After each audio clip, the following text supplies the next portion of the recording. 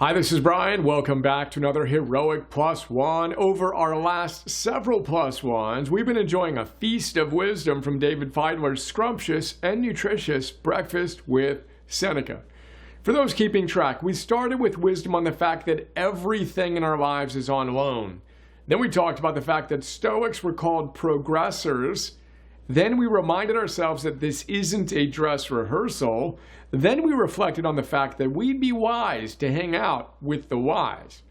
Today we're going to wrap up our feast. Let's get straight to work. David Fideler tells us, and I quote, "Endurance for the Stoic was an essential human quality. Seneca wrote that even after a poor harvest, one should seed again often. What was lost to poor soil due to continued barrenness has been made good by 1 year's fertility. Similarly, after a shipwreck, sailors try the sea again. If we were forced to give up everything that causes trouble, life itself would stop moving forward."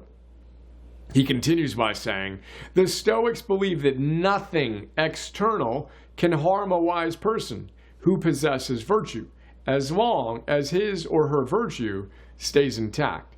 And he says, to illustrate persistence, Seneca uses the example of someone at the Olympic Games who wears out an opponent through sheer patience. The Latin word patient means endurance. Similarly, in terms of mental endurance, the wise person, through long training, acquires the patience to wear out or simply ignore any attack on his character. Epictetus also uses an analogy from an athletic competition. He explains that even if you should falter in an athletic match, no one can prevent you from standing up again and resuming the fight. Even if you should fail at that particular match, you can continue to train and enter the contest again. Then, if you should finally win the victory, it would be as though you had never given up.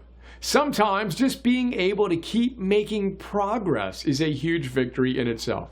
And finally, he says, Stoics, like everyone else, will experience adversity and misfortune. What makes Stoics invincible is that they don't give up. Stoics will make the best of whatever circumstances are at hand, even amid failure, disaster, or financial difficulties. If knocked to the ground, Stoics will stand up, brush themselves off, keep training, and keep moving forward. Now that's from a chapter called How to Be Authentic and Contribute to Society, subsection, Stoic Persistence, Becoming Invincible. Yes, of course, when I read that, I thought of my new tattoo, Anti-Fragile Confidence. I also thought of another genius quip from Seneca. He once said that disaster is virtue's opportunity. You getting knocked around? Perfect. That's a wonderful opportunity to practice your philosophy. I also thought of Yogananda. In The Law of Success, he tells us, and I quote him, "Even failure should act as a stimulant to your willpower and to your material and spiritual growth. Weed out the causes of failure and with double vigor, launch what you wish to accomplish. The season of failure is the best time for sowing seeds of success." Remember our formula for forging anti-fragile confidence. The worse we feel, the more committed we are to our protocol. Disaster? It's virtue's opportunity.